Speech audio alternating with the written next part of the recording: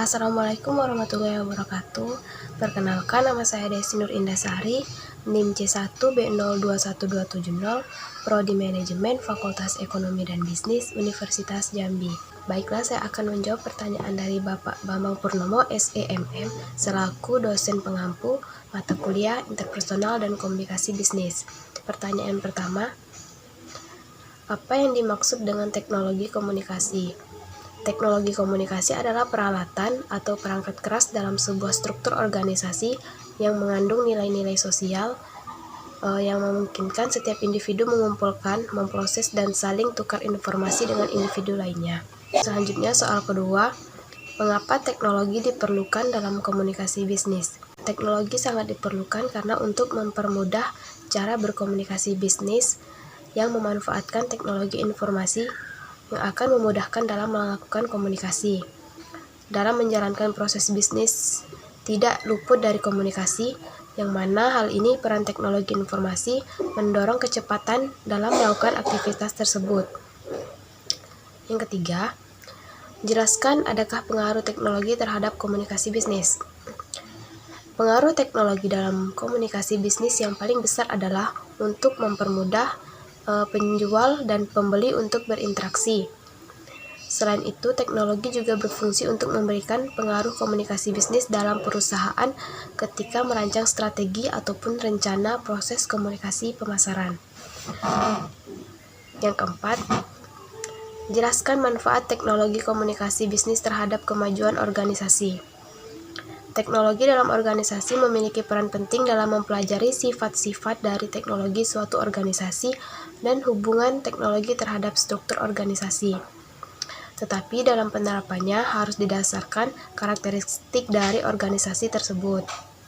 Organisasi adalah sebuah sistem terbuka dan teknologi organisasi merupakan jenis kegiatan internal yang terjadi dalam organisasi tersebut.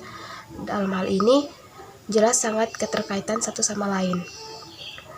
Tetap, penerapan teknologi dalam organisasi dapat memberikan dampak yang signifikan pada efektivitas dan efisiensi, serta meningkatkan daya saing karena teknologi informasi memberikan sejumlah data mengenai jalannya organisasi tersebut, sehingga organisasi dapat memperoleh data-data yang diperlukan sebagai dasar mereka dalam mengambil keputusan strategis, pengawasi kinerja organisasi, penghematan biaya, waktu, serta peningkatan produktivitas, dan membantu aktivitas manajemen sumber daya manusia.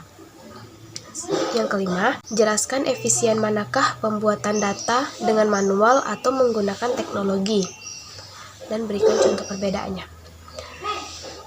Lebih efisien menggunakan teknologi. Sebagai contoh, pengelolaan data kampus hampir mustahil untuk perguruan tinggi saat ini tidak menggunakan teknologi informasi untuk mengelola data kampus. Terlepas dari seberapa besar atau masih kecilnya sebuah perguruan tinggi, seluruh perguruan tinggi menghadapi masalah pengelolaan data yang kurang lebih sama kompleksnya, yaitu pengelolaan data mahasiswa, data nilai, data kurikulum, pembayaran biaya pendidikan, dan lain-lain.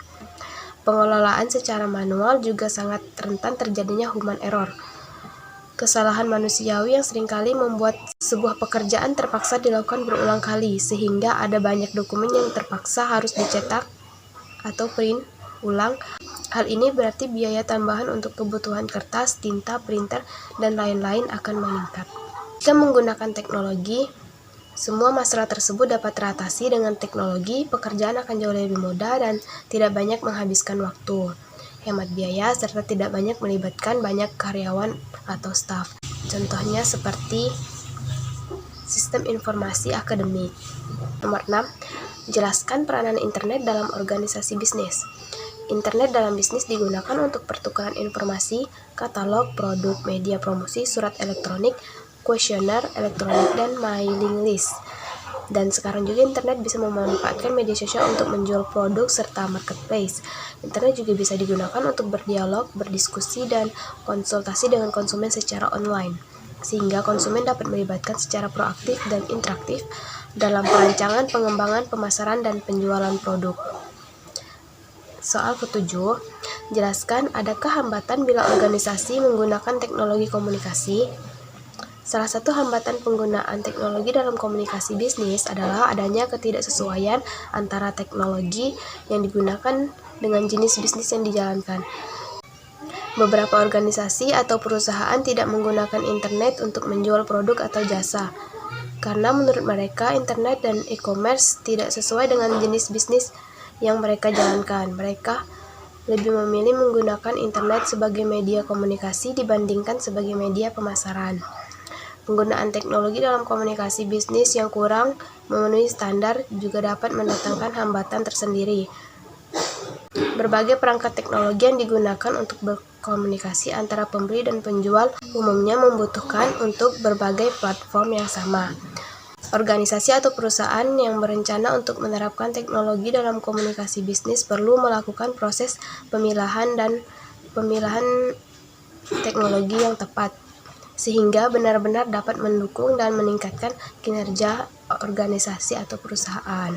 Sekian jawaban dari saya. Saya akhiri. Wassalamualaikum warahmatullahi wabarakatuh.